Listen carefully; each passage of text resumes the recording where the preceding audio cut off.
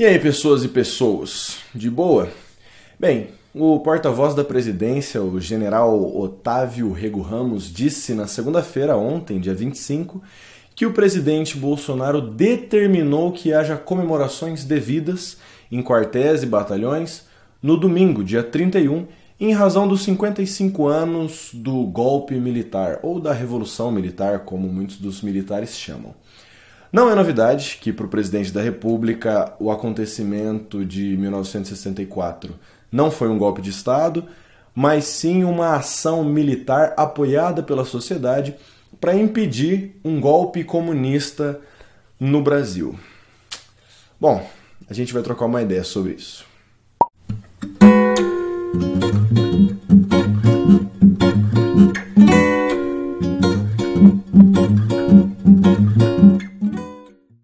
Bem, galera, essa notícia ela ganhou bastante espaço na mídia e na internet, chegando a hashtag ditadura nunca mais a ser a primeira nos trendings e logo abaixo o não foi golpe. Então esse assunto aí tomou as internets da vida, né? E vejam só, eu avisei vocês que eu não estou podendo fazer muito vídeo no canal porque eu estou me dedicando à minha dissertação de mestrado. Para você que não me conhece, eu sou formado em História e agora estou fazendo mestrado em História. E vejam só, o assunto que eu estudo na minha dissertação de mestrado é ditadura militar. Então eu acredito que eu tenho como falar um pouco sobre esse assunto aqui com um pouco de embasamento. Lembrando que eu vou deixar nas referências aonde eu estou me embasando para falar o que eu estou falando aqui.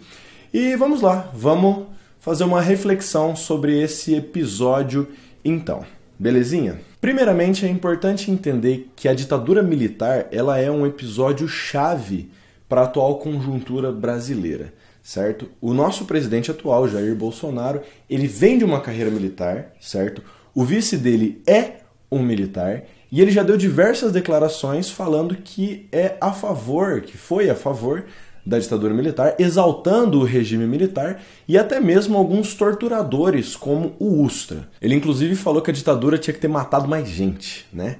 Então, para entender o porquê que essa fala dele é tão importante, a gente tem que entender que a ditadura militar na atual conjuntura brasileira, ela é um episódio chave, tanto para aquelas pessoas que vão falar bem da ditadura, certo?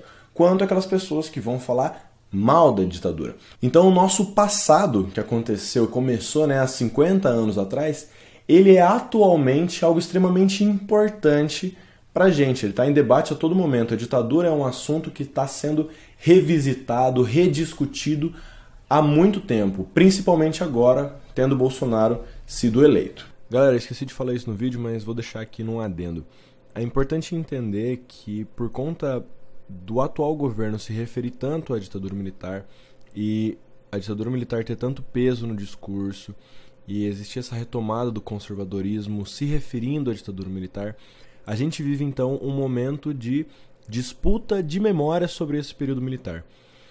Isso faz toda a diferença, porque dependendo da memória que for passada para a população, que for convencida à população, isso vai afetar diretamente em como a população vai ler as posições do governo, o que as pessoas vão exigir do governo, quais os tipos de posicionamento que elas vão achar correto ou não. Então essa disputa de memória está ocorrendo agora e é importantíssima, principalmente em relação à ditadura militar. Sobre a ideia da comemoração da data, vamos lá. Desde que o João Goulart foi deposto, ou seja, desde que aconteceu o golpe de 1964, essa data, o 31 de março, vem sendo comemorada, certo? Pelos militares, pelo menos. Durante o governo militar, durante o regime militar, ela era comemorada pelo Brasil inteiro, ela era uma data de comemoração nacional no país inteiro, certo? Porque eram os militares que estavam no poder.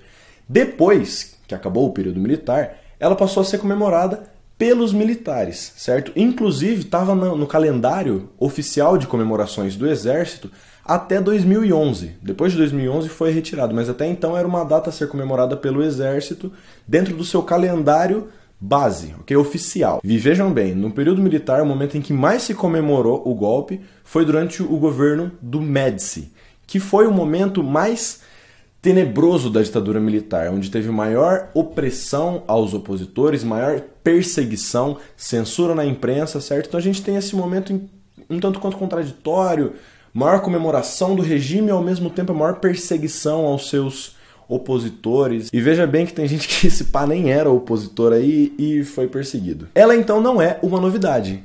A questão é que depois que acabou a ditadura militar, ela começou a ser comemorada internamente pelos militares, sem fazer grandes ufanismos, sem fazer grandes movimentos, certo? Era uma coisa restrita, porque a memória da ditadura militar para a sociedade era algo negativo, então não fazia sentido comemorar isso de uma maneira ampla com a sociedade. A questão dessa comemoração, pessoal, é que conseguir tomar o poder para as Forças Armadas foi a resolução de uma vontade bem antiga. Porque a ideia de que o exército deveria tomar conta do Brasil, ela é bem anterior a 64. Se não me engano, desde a República que vem essa ideia dentro do exército, mas também dentro da sociedade, de que os militares eles seriam aqueles que deveriam reger a nação porque eles seriam mais patriotas, conheceriam melhor o território e seriam de uma índole moral melhor, mais corretos, digamos que teriam maior integridade moral, não seriam corruptos e coisas do gênero. Essa é uma ideia que é trabalhada dentro daquilo que a gente chama do conceito de utopia autoritária. Eu ainda pretendo fazer um vídeo melhor para explicar o que é isso, mas a ideia é basicamente que aquela rigidez, aquela autoridade, aquele autoritarismo presente dentro do exército seria melhor para se organizar uma nação. Está bem atrelado também a essa ideia de ordem e progresso que a gente herdou do positivismo. De qualquer forma, hoje eu não sei com que teor que as Forças Armadas comemoram essa data. Eu não sei exatamente o que é exaltado dentro dessa comemoração dentro do Exército, certo? A questão é que, pelo menos até 2011, era uma comemoração que vinha acontecendo sempre. E o Mourão deu uma declaração falando que a comemoração ela é padrão, só que feita intramuros, ou seja, dentro das corporações do Exército, sem sair aí para a sociedade. Novamente, não sei com que teor que essas comemorações acontecem ainda hoje. Agora, pessoal, eu queria fazer uma análise rápida sobre a ideia de democracia e de ditadura durante a ditadura militar, ok? É importante a gente entender uma coisa. Hoje a gente olha para o passado, vê a ditadura, e às vezes acontece o equívoco de pensar que a ditadura, enquanto estava no poder, se proclamava como um regime ditatorial. Acontece que isso não é verdade. Durante todo o regime militar, o governo, que era militar, que era autoritário, se colocava como um regime democrático, certo? É o que a Zezé vai chamar de pretensão de legitimidade democrática do regime militar.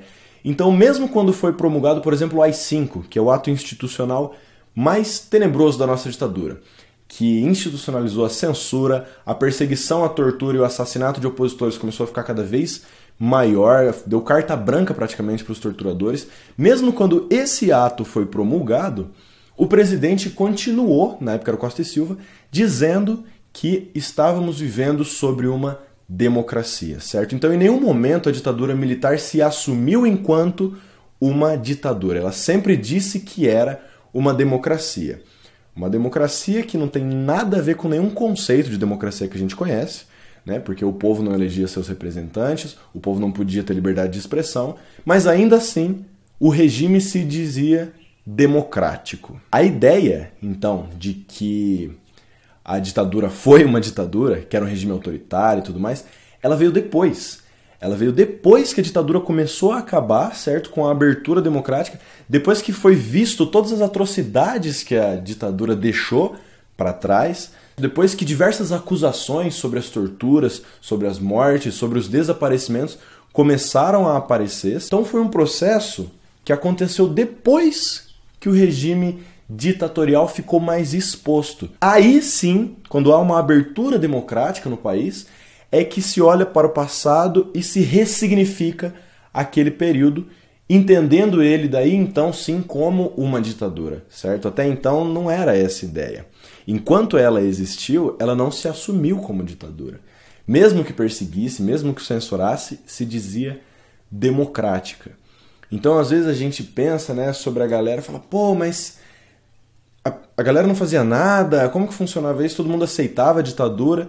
Pois é, as poucas pessoas, né, os poucos grupos que se opunham à ditadura eram perseguidos, mas a maior parte da sociedade, na verdade, pareceu, pelo que tenho estudado, resignada, aceitando o que estava acontecendo, às vezes nem entendendo o que estava acontecendo por falta de informação, porque os mecanismos de informação eram todos controlados, e muitas vezes, principalmente na era Médici, que é o momento de maior repressão, também acreditando que era um momento bom, certo?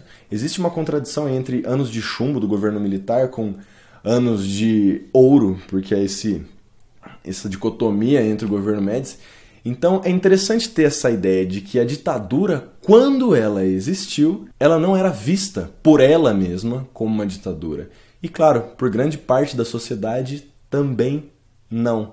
Talvez pela falta de informação, talvez pela falta de engajamento político, talvez por não se dar conta do que é uma ditadura, certo? Porque a democracia é uma coisa jovem, é uma coisa nova, principalmente no Brasil. Então, nem todo mundo compreendia e ainda hoje não compreende muito bem a ideia dos valores democráticos. Então, às vezes as pessoas vivem numa ditadura e nem percebem que vivem numa ditadura, certo? Uma dica é você olhar se você está conseguindo se expressar com liberdade, se você está conseguindo escolher seus representantes.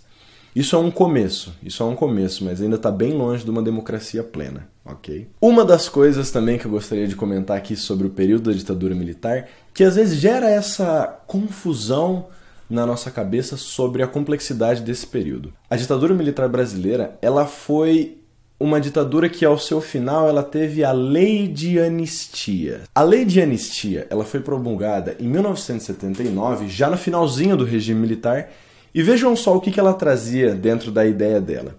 O perdão aos crimes de qualquer natureza relacionados com os crimes políticos ou praticados por motivação política. Ou seja, essa lei estava perdoando qualquer pessoa da sociedade que tivesse se envolvido em algum crime por uma motivação política. No início dessa lei, a intenção era que essa lei fosse promulgada para trazer para o Brasil novamente aquelas pessoas que tinham sido exiladas pelo regime, certo?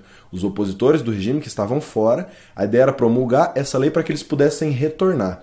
Só que, da forma como ela foi promulgada, ela acabou perdoando também os torturadores do regime, certo? Ela colocou no bolo um perdão a todo mundo, entendeu? Vamos começar do ponto zero, ninguém fala sobre isso. Nenhum torturador, nenhum perseguidor, nenhum assassino do exército brasileiro, do Estado daquela época, foi punido, foi julgado. A gente tem, inclusive, aí, né, exaltação a essas pessoas. Então vejam bem, isso dificulta no país a gente lidar de uma maneira mais real, talvez, ou mais honesta com o nosso passado. Porque, por exemplo, no Chile e na Argentina, aquelas pessoas do exército que cometeram tortura, que cometeram assassinatos, foram julgadas e punidas no Chile e na Argentina. Aqui no Brasil, não. Então fica aquela ideia de, bom, como que a gente vai aceitar as mazelas da nossa história se a gente não assume elas, certo? Se a gente não assume os erros dos nossos antepassados, se a gente não assume os erros do país, se a gente absolve atrocidades cometidas pelo Estado, o Estado que era para proteger seus cidadãos, cometendo torturas, as atrocidades foram cometidas, as torturas foram cometidas, essas pessoas não vão ser nem julgadas, não vão nem ser analisados os casos, vai ser perdoado todo mundo, certo? Então a anistia, ela acabou gerando essa dificuldade da gente compreender os nossos próprios erros. Ela dificulta um olhar mais honesto para o nosso passado. Além disso, o próprio exército também não fez uma meia-culpa de assumir os seus erros.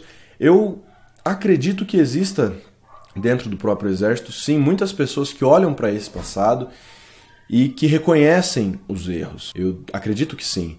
Só que o Estado brasileiro, certo? O ente estatal brasileiro negligenciou isso. Então isso fica difícil para a gente lidar de forma honesta com o nosso passado e assumir os problemas dele, no intuito de que eles não voltem a acontecer. Alguns podem até dizer, não, Daniel, mas o exército estava impedindo que ocorresse uma ditadura comunista no país, eles estavam salvando a pátria. Bem, Essa é uma leitura revisionista da história e é sobre isso que eu quero conversar também com vocês. O chamado revisionismo. Antes de falar sobre o que é revisionismo, eu quero passar rapidamente sobre como funciona a construção da história. De maneira científica, tá, galera? De maneira acadêmica, certo? Pautado na realidade material e com método, certo? De análise. Bom, vamos lá. Primeira coisa, a história, ela é construída com base em vestígios, ok? Com base naquilo que a gente chama de fontes históricas. Ou seja, são vestígios deixados pelo passado que nos fornecem, digamos assim, pistas daquilo que aconteceu de fato no passado. Esses vestígios podem ser diversas coisas. Por exemplo, pinturas rupestres são vestígios, são fontes históricas. As pirâmides do Egito são fontes históricas. A Bíblia é uma fonte histórica. Vestimentas que foram deixadas são fontes históricas. Documentos escritos são fontes históricas, ok? Então a história que é construída cientificamente, ela está pautada, ela está baseada em fontes históricas, em vestígios deixados para nós, certo? Coisas do passado que ficaram. Beleza? Primeiro ponto é isso, ok? Esses documentos, essas fontes históricas, elas não são neutras. Elas representam um pedaço da história, um olhar sobre a história, certo? E sempre ela possui uma certa intencionalidade. Ela não é um documento que diz toda a verdade, certo? Então cabe ao historiador, ao pesquisador, saber analisar essa fonte, pesquisar dentro dessa fonte, perguntar para a fonte, extrair da fonte informações que às vezes quando ela foi escrita, ela não queria deixar passar, certo? Então é sempre complicado fazer essa análise, não é uma análise fácil de ser feita. Por conta disso, um mesmo documento pode funcionar, pode servir para interpretações diferentes da história. E isso é bom, certo? Isso é bom para a história. Quando você pega um mesmo documento ou diversos documentos e consegue mostrar por meio da análise deles diferentes interpretações sobre um período histórico, sobre um acontecimento ou sobre o próprio documento, isso é bom. Isso é bom porque o debate acadêmico, o debate histórico, o debate científico sobre a nossa história vai sendo aprimorado, vai melhorando, certo? Então é bom que existam diferentes versões da história, desde que pautadas em documentos. Mas muitas vezes não é a história que é pesquisada no documento, mas sim é utilizado um viés ideológico nessa pesquisa. Então a pessoa vai com um pensamento prévio, uma ideia prévia, para justificar as suas ideias, ela procura no documento aquilo que serve para ela. Não é uma análise honesta intelectualmente do documento. É uma análise, digamos assim, alterada. Você não está querendo entender a história por meio do documento, mas sim você está querendo justificar uma ideia sua, uma ideologia, e caçando no documento como justificar isso. Isso acontece e acontece bastante. Isso não acontece só de um lado ideológico, tá? Só é por esse viés ideológico que as pessoas fazem isso. Não, tá? Não. Mas isso acontece. E quando a gente fala, por exemplo, dessa ideia de que os militares eles quiseram impedir a ascensão de um golpe comunista no país, galera, vocês têm que entender isso. Não existe documento, estudo sério sobre isso que comprove essa ideia. É claro que existiam sim, no momento da conjuntura do meio do século XX, certo? Do golpe militar, existiam pessoas sim que queriam colocar o Brasil em um regime comunista, como estava acontecendo em Cuba. É claro que existiam essas pessoas, certo? Militantes, revolucionários, é claro que essas pessoas existiam. Agora dizer que o Brasil estava prestes a tomar um golpe, que estava ameaçado por um golpe comunista, isso não é verdade. A ideia aqui não é discutir sobre o golpe em si, mas é importante vocês entenderem isso. O que estava acontecendo no país é que estava vindo uma agenda de cunho social, certo, no governo do João Goulart, que estava incomodando as elites da época e que acabou culminando no golpe. Mas a ideia aqui não é discutir o golpe. A ideia é que vocês entendam que existem sim diferentes versões a respeito da história, mas nem todas essas versões são honestas intelectualmente. Essas versões é aquilo que o Marcos Napolitano, que é um historiador, chama de revisionismo negacionista, ou seja, ele nega a história. E galera, isso é um posicionamento de quem não sabe lidar com a realidade. Às vezes, as nossas vontades, as nossas ideias, a hora que elas batem de frente com a realidade, elas não são aceitas. Você está pensando uma coisa que na realidade não é. E é duro lidar com isso? É frustrante? É. Mas se você quer fazer um trabalho honesto intelectualmente, você precisa lidar com isso. O mundo, infelizmente, não é da forma como a gente gostaria que ele fosse. A questão é ser honesto com isso. É analisar isso de maneira honesta e não tentar ficar justificando a realidade para se enquadrar nas suas vontades. Beleza? Galera, para retomar então e concluir, primeira coisa, eu não sei como que o exército lida com essas comemorações internas, sabe? O que ele comemora no final das contas. Gostaria de saber, mas não sei. Se alguém aí tiver essa informação, fica à vontade para compartilhar aqui comigo, com todo mundo, ok? Mas de qualquer forma, pra gente, pra nós, cidadãos, certo? Sociedade civil, olhar para esse passado antes de comemorar, mais do que comemorar, é interessante a gente analisar, é interessante a gente estudar o porquê que aquilo aconteceu e o que aquilo gerou. Aquela data, será que merece ser de fato comemorada? Será que aquilo é um motivo de exaltação? Será que é um motivo da gente olhar para trás e criticar? Ou será que é um motivo da gente olhar para trás e comemorar?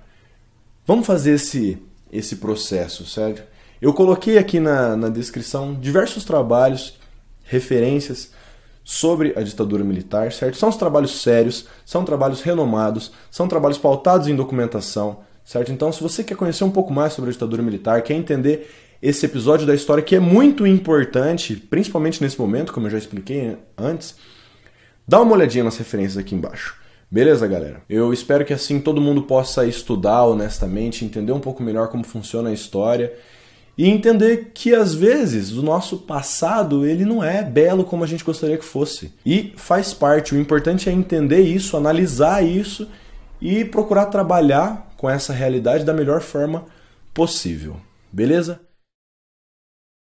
Se você gostou do vídeo, você deixa aquele like, compartilha pra galera se você acha que é um vídeo importante dentro dessas discussões, tem muita gente conversando sobre isso. E se você gosta do meu trabalho, você se inscreve aqui no canal, beleza? Pra ajudar ele a crescer. Tamo aí cada vez sempre caminhando, beleza? E se tem algum comentário, alguma correção, fica à vontade pra colocar aí nos comentários, beleza? Muito obrigado, um beijo no coração, um aperto de mão sincero e valeu!